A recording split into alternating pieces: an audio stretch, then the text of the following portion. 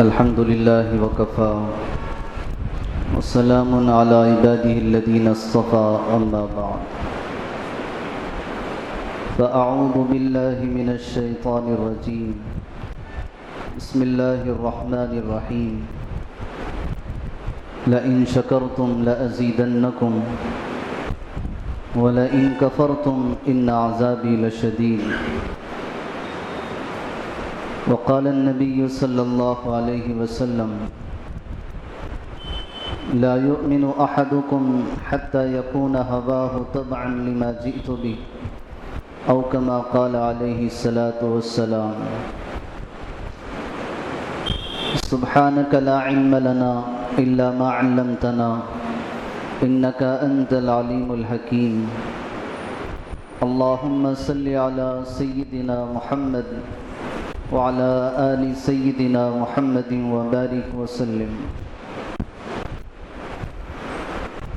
قابل احترام بزرگوں اور عزیز بھائیوں،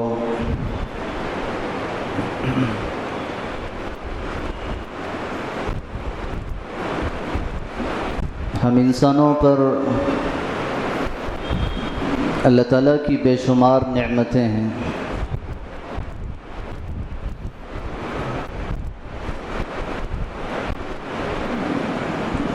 کائنات کے خالق اور مالک نے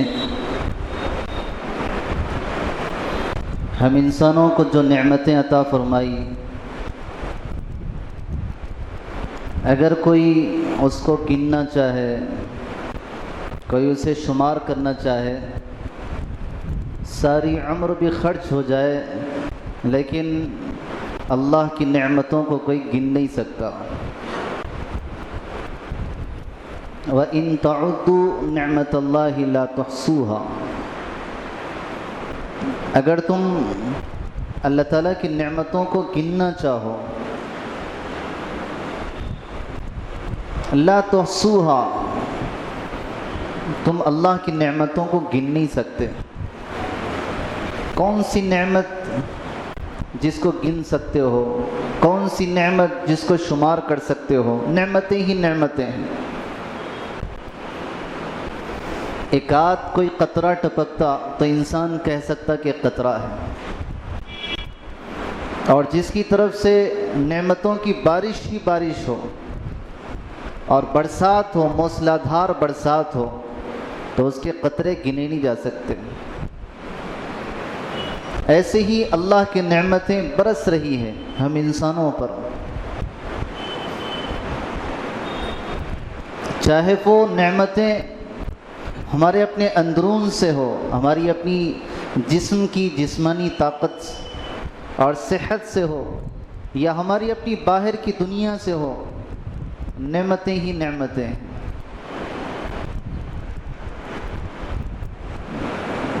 علماء نے لکھا ہے، ایک ہے دینی نعمت، ایک ہے دنیاوی نعمت، اور ایک ہے اخروی نعمت. دینی نعمت یہ ہے کہ انسان کو ایمان ملا، دینی نعمت یہ ہے کہ انسان کو علم ملا. دنیاوی نعمتیں صحت ہے، عافیت ہے، روپیہ پیسہ ہے، اہل و عیال ہے، کئی چیزیں جس کو دنیاوی نعمت کہہ سکتے ہیں. اور اخروی نعمت کہ انسان دنیا کے اندر نیکیوں کو کماتا ہو، نیکیوں کو سمیٹتا ہو، اللہ تعالیٰ کی بندگی میں اپنی زندگی گزارتا ہو. یہ اخروی نعمت ہے جو آخرت میں کام آئے گی.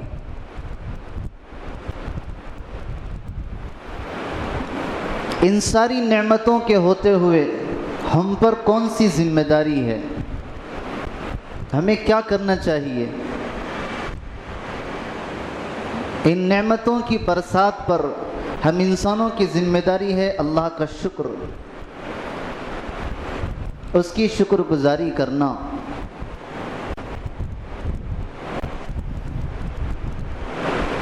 سب سے بہترین بندہ جو اللہ کی نعمتوں پہ شکر گزاری کرتا ہو.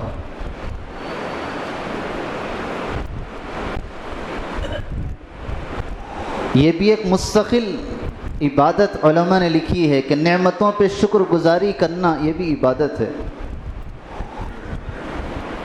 اس لیے کہ شکر گزاری نہیں ہوگی تو ناشکری ہوگی۔ انسان یہ سمجھے گا کہ مجھے ملا ہی کیا، میرے پاس ہے ہی کیا، فلاں کے پاس دنیا کی دولت ہے، فلاں کے پاس سب کچھ ہے، فلاں کے پاس بہت کچھ ہے، میرے پاس ہے کیا۔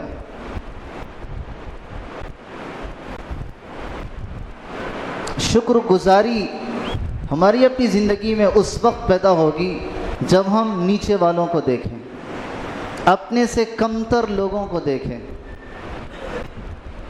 آدمی خود بخود شکر گزاری کرے گا کہ فلاں کے پاس کچھ نہیں ہے، میرے پاس تو بہت کچھ ہے۔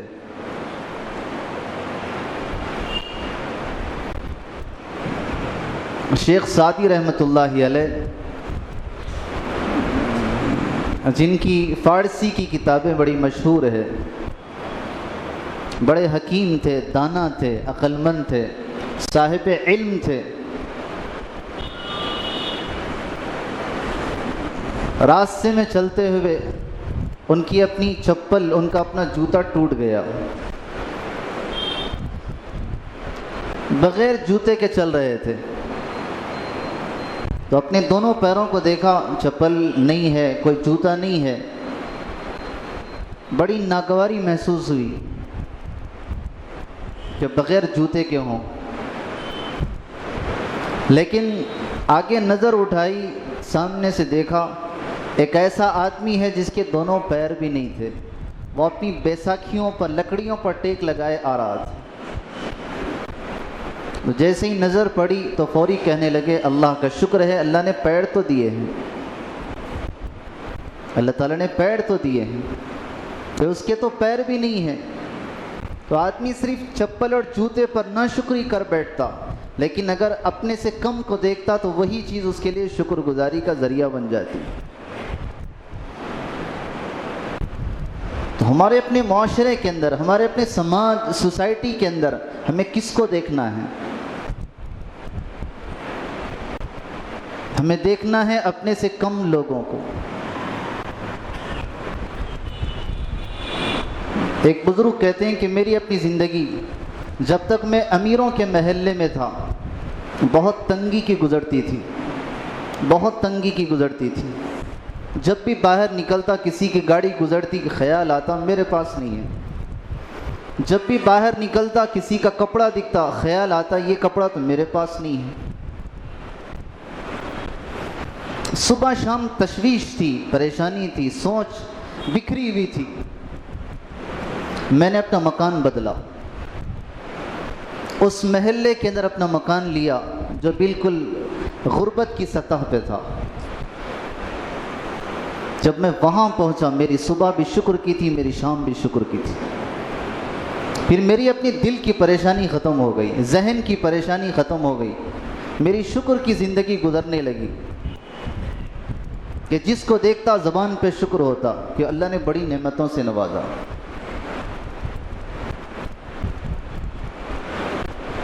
کہ انسان شکر بھری زندگی گزارے یہ کوئی معمولی نہیں ہے، بہت بڑی نعمت ہے۔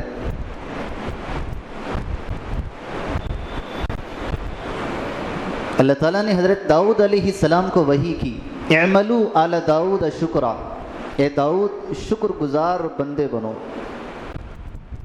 اے داؤد کے خاندان والو شکر گزاری کرو۔ وَقَلِيلٌ مِّنْ عِبَادِيَ الشَّكُورُ، میرے بہت تھوڑے بندے ہیں جو شکر گزاری کرتے ہیں، اکثر ناشکری کرتے ہیں۔ ان کے پاس سب کچھ ہوتا ہے لیکن ناشکری کرتے ہیں، اور اکثر ناشکری کرنے والی عورتیں ہوتی ہیں جو خود بھی ناشکری کرتی ہیں، اپنے شوہر کا مزاج بھی خراب کر دیتی۔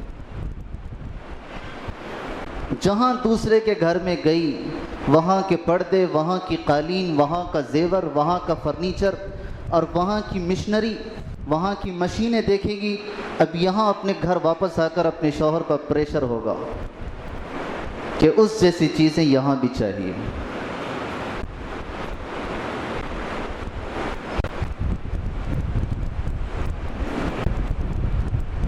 اور جہاں ناشکری ہوتی ہے غیر محسوس طریقے سے نعمت چھنتی چلی جاتی ہے، ختم ہوتی جاتی ہے، آدمی نیچے آنا شروع ہوتا ہے۔ وَضَرَبَ اللَّهُ مَثَلًا قَرْيَةً كَانَتْ آمِنَةً مُطْمَئِنَّةً، اللہ تعالیٰ نے قرآن میں ایک مثال دی، ایک بستی تھی، آمِنَةً مُطْمَئِنَّةً، دو صفت اللہ نے قرآن میں بیان فرمائی اس بستی کی۔ ایک تو یہ تھی کہ امن تھا۔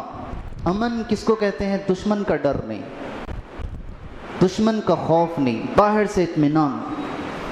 مطمئنتاً، اندر سے دل بھی مطمئن تھا، باہر بھی اندر بھی دونوں طرف سے سکون۔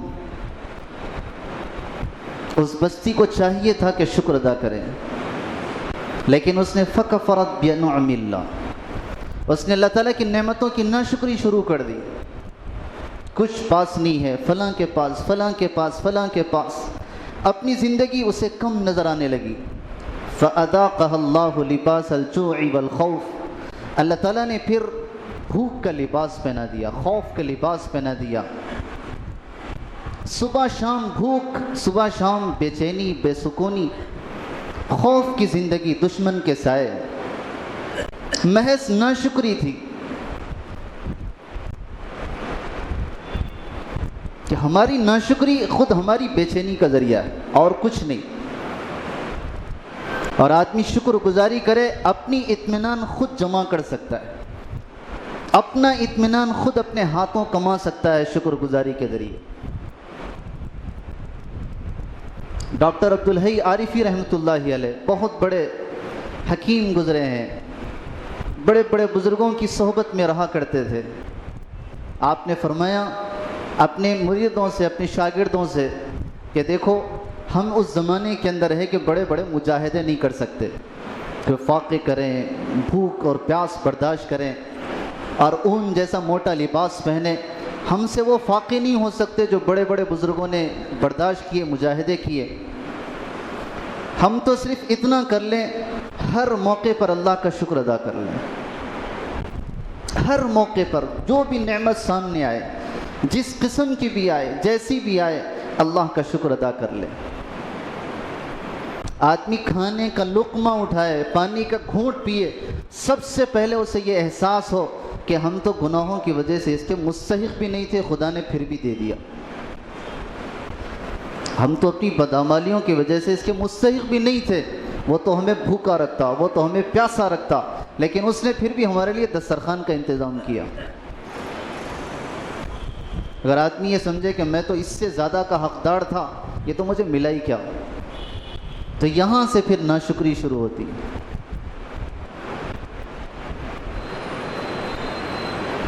اور اللہ تعالیٰ نے قرآن میں وعدہ فرمایا جو بندے ایمان کے ساتھ، شکر گزاری کے ساتھ زندگی گزارتے ہوں ان پہ کوئی عذاب نہیں ہوگا، کوئی عذاب نہیں ہوگا۔ ایمان، شکر گزاری۔ ما یفعل اللہ بعذابکم ان شکرتم وآمنتم، اللہ تعالیٰ تمہیں عذاب کیوں دے گا؟ ما یفعل اللہ بعذابکم، کتنی پیاری آیت ہے، کتنی محبت بھری آیت ہے، کتنا خلوص ہے بندوں کے ساتھ اور کتنی شفقت ہے اس آیت کے اندر۔ ما یفعل اللہ بعذابکم، اللہ تعالیٰ اپنے بندوں کو کیوں عذاب دے گا؟ ان شکرتم وآمنتم، اگر تم شکر گزاری کرو، ایمان لاؤ۔ وکان اللہ شاکرا علیما، اللہ تعالیٰ قدردان ہے، شاکرا علیما، جانتے بھی ہیں، وہ بڑے قدردان ہے وہ۔ اور اگر اس نے، اس کریم اور شفیق رب نے ہم میں سے کسی کو اگر کچھ کم بھی دیا، ان کا یہ کام ان کی حکمت سے ہے، ان کی حکمت سے ہے۔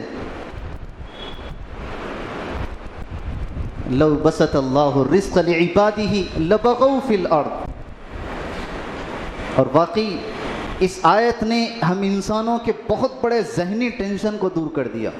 آدمی سوچتا ہے کہ مجھے بڑا کارخانہ ملنا چاہیے تھا، میری بڑی فیکٹری چاہیے تھی، میرا بڑا بزنس ہونا چاہیے تھا، میرے پاس بہت کچھ ہونا چاہیے تھا، کیوں نہیں ہے؟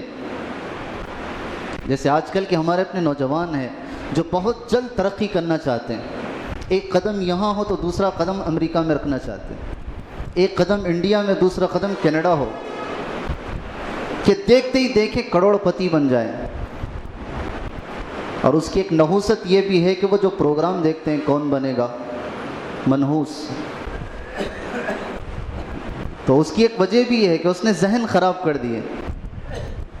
اللہ تعالیٰ فرماتے ہیں کہ لو بسط اللہ الرزق لعبادہ، اگر اللہ تعالیٰ اپنے بندوں پر رزق کھول دیتے خوب ملتا لبغوا فی الارض، نتیجہ یہ ہوتا کہ زمین میں پھر یہ لوگ فساد مچاتے، بغاوت کرتے، اللہ تعالیٰ کی نافرمانی پہ اتر کے آتے۔ اس لیے ہم نے نہیں دیا، اس لیے کہ اللہ تعالیٰ ہمارے خالق بھی ہیں، ہمارے مزاج اور فطرت کے بھی خالق ہیں۔ وہ انہوں نے ہمیں بھی پیدا کیا، ہمارے مزاج اور ہماری فطرت کو بھی اللہ ہی نے پیدا کیا۔ وہ جانتے ہیں زیادہ ملے گا تو کدھر جائے گا، کم ملے گا تو کدھر رہے گا۔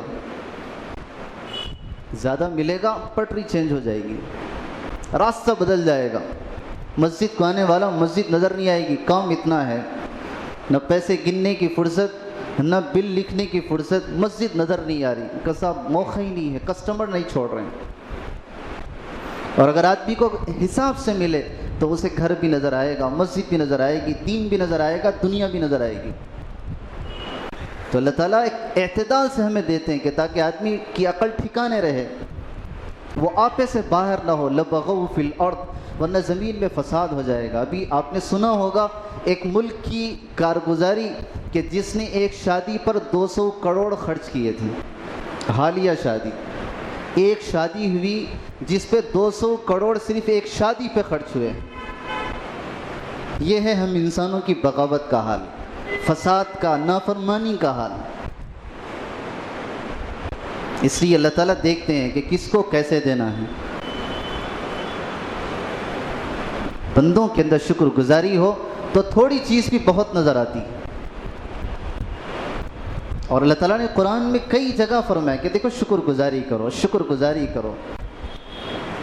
حضرت لقمان نے اپنے بیٹے کو نصیحت فرمائی، ان میں سے یہ بھی تھا کہ دیکھو شکر گزاری کرو۔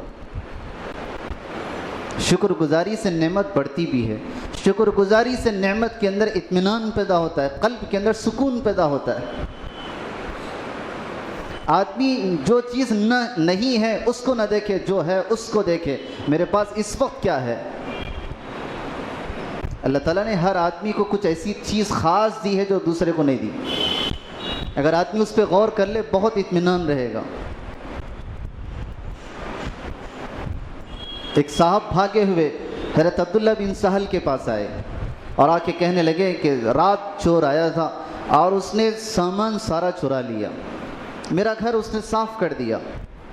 انہوں نے کہا اللہ کا شکر ادا کرو، چور ہی آیا تھا جو سامان چوری کر کے گیا، اگر شیطان دل میں آ جاتا تو ایمان چوری کر کے جاتا، ایمان تو باقی ہے۔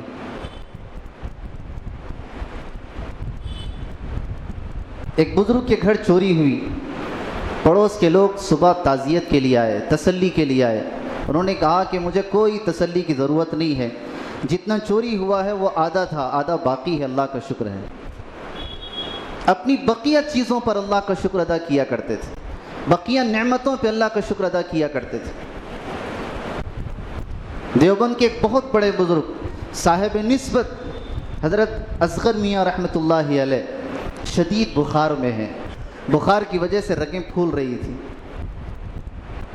اور لوگ تعزیت عیادت کے لیے تشریف لائے اور آ کے کہنے لگے کہ بخار شدید ہے، سخت بیماری ہے۔ انہوں نے فرمایا کہ دیکھو ایک بخار ہی تو ہے، باقی دل بھی اچھا ہے، گردے بھی اچھے ہیں، صحت اچھی ہے۔ ایک چھوٹی چیز یہ کہ بخار ہے، لیکن بقیہ جتنی اچھی چیزیں باقی ہیں اس پہ اللہ کا شکر ادا کرنے لگے۔ آج ہم بہت کچھ اللہ کا شکر ادا کر سکتے ہیں، اپنی بچوں کی نعمت پر، اپنے اہل و عیال کی نعمت پر، اپنا جو کچھ بھی بزنس ہے، کاروبار ہے، اس پہ اللہ کی نعمت پر، اپنے سائے مکان پر، روزی روٹی پر اللہ کا شکر ادا کر سکتے ہیں۔ صحت کی جو دولت ملی ہے اس پہ اللہ کا شکر ادا کر سکتے ہیں۔ اللہ نے بہت کچھ دیا ہے ہمیں۔ ہم باہر نکل کے دیکھیں، جن کے پاس کچھ نہیں ہے ان کی بھی زندگیاں گزر رہی ہیں۔ اللہ نے ہے تو بہت نوازا ہے، اس لیے شکر زیادہ سے زیادہ ہو۔ اپنے گھروں کا، اپنے بچوں کا، اپنے اہل و عیال کا مزاج بنائیں کہ دیکھو بیٹا شکر ادا کرو، شکر گزاری کیا کرو۔ یہ انبیاء کا مزاج ہے، یہ صحابہ کا مزاج ہے، شکر گزاری کرنا، ناشکری نہیں۔ اور ناشکری انسان کر لیتا ہے لیکن اس کا وبال خود اس کی زندگی میں محسوس ہوتا ہے جب نعمتیں ختم ہوتی ہیں، نعمتیں ختم ہوتی ہیں، جب آدمی نیچے آنا شروع ہوتا ہے۔ ہمارے اپنے بزرگوں نے جو تعلیم دی ہے وہ شکر گزاری کی تعلیم دی ہے۔ عبداللہ بن جہاد ایک مورخ گزرے ہیں، مصر کے سفر پہ تھے اور سفر کرتے کرتے ساحل پر پہنچے۔ مصر کے ساحل پر دیکھا خیمہ لگا ہوا ہے،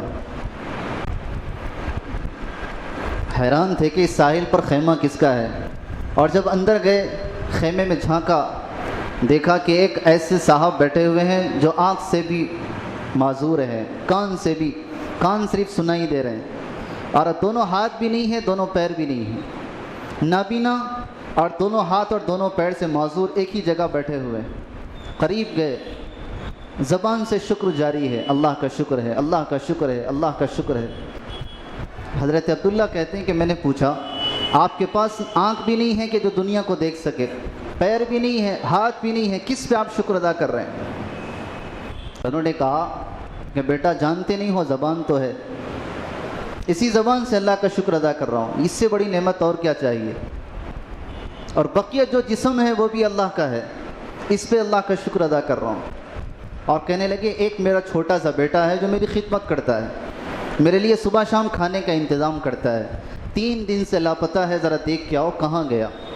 حضرت عبداللہ کہتے ہیں کہ اس نورانی چہرے اور ان کی اس مبارک جملے نے مجھے مجبور کر دیا، باہر نکلا تلاش کرتے ہوئے کہ بیٹا گیا کہاں ان کا۔ آگے بڑھا تو مٹی کے تودوں کے اندر، مٹی کے اندر ناش پڑی ہوئی ہے چھوٹے سے بچے کی، جسے درندوں نے نوچ لیا تھا، پرندوں نے اسے نوچ لیا تھا، بے گور و کفن پڑا ہوا ہے۔ میں نے اس کے کفن دفن کا انتظام کیا اور واپس آیا، اور مجھے ہمت نہیں تھی کہ اس بزرگ سے کہہ سکوں کہ آپ کا بیٹا مر چکا ہے۔ میں نے بہت بڑی تمہید باندھی، بہت سمجھایا، پھر آخر میں میری زبان نے کہہ دیا کہ آپ کے لڑکے کا انتقال ہو گیا۔ اور جیسے میں نے کہا تو انہوں نے کہا اللہ کا شکر ہے، اللہ کا شکر ہے، اور پھر کہنے لگے کہ اللہ کا شکر اس پر ہے کہ اللہ نے بیٹا تو دیا لیکن نافرمان نہیں دیا تھا، نافرمان نہیں دیا تھا۔ اللہ نے بیٹا تو دیا لیکن بدبخت نہیں دیا تھا، نیک بخت بیٹا تھا۔ اس پہ اللہ کا شکر ادا کر رہے تھے۔ اور پھر اس وفات پر، اس موت پر انا للہ و انا الیہ راجعون اس درد سے پڑا کہ روح نکل چکی تھی، روح نکل چکی تھی۔ حضرت عبداللہ کہتے ہیں کہ میں حیران تھا کہ آخر اس ساحل پر اکیلے پڑے ہیں، ان کی کفن دفن کے لیے میں دوڑ دھوپ کرنے لگا، اچانک کچھ لوگ بھاگے ہوئے آئے، انہوں نے میرا ساتھ دیا، اور جب آئے اور انہوں نے کپڑا ہٹایا تو کسی نے چہرے کو بوسہ دیا، کسی نے ہاتھوں کو بوسہ دیا، کوئی قدموں کو بوسہ دینے لگے۔ میں نے پوچھا کہ ہے کون یہ کون ہے یہ؟ انہوں نے کہا تم نہیں جانتے کہ یہ حضرت عبداللہ بن عباس رضی اللہ تعالیٰ عنہ کے مشہور شاگرد، حدیث کا امام ابو قلابہ ہے۔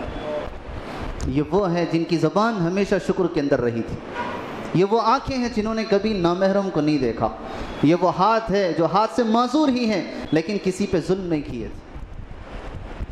جب دنیا سے وفات ہو گئے، قبر بنائی گئی، کفن دفن ہو گیا، خواب میں اسی حضرت عبداللہ نے دیکھا، پوچھا کہ کیا معاملہ ہوا؟ کہا کہ اللہ نے اس صبر پر، اس شکر پر میرے لیے بڑی وسیع جنت کے فیصلے کر دیے۔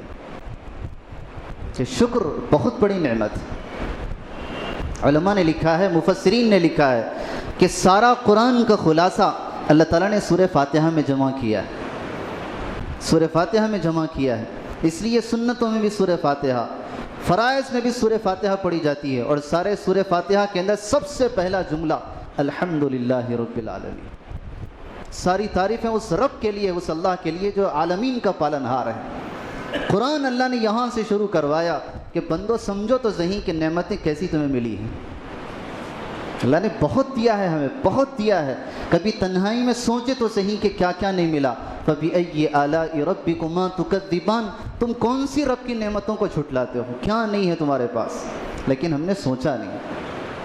ایک باپ جس کا ایک چھوٹا سا بچہ دنیا کے اندر رخصت ہو جائے، گزر جائے، اور اس پہ وہ صبر کر لے اور اللہ کی ناشکری نہ کرے، اللہ تعالیٰ فرماتے ہیں فرشتوں سے کہ جنت میں اس کے لیے ایک محل تیار کرو جس کا نام ہی ہوگا بیت الحمد۔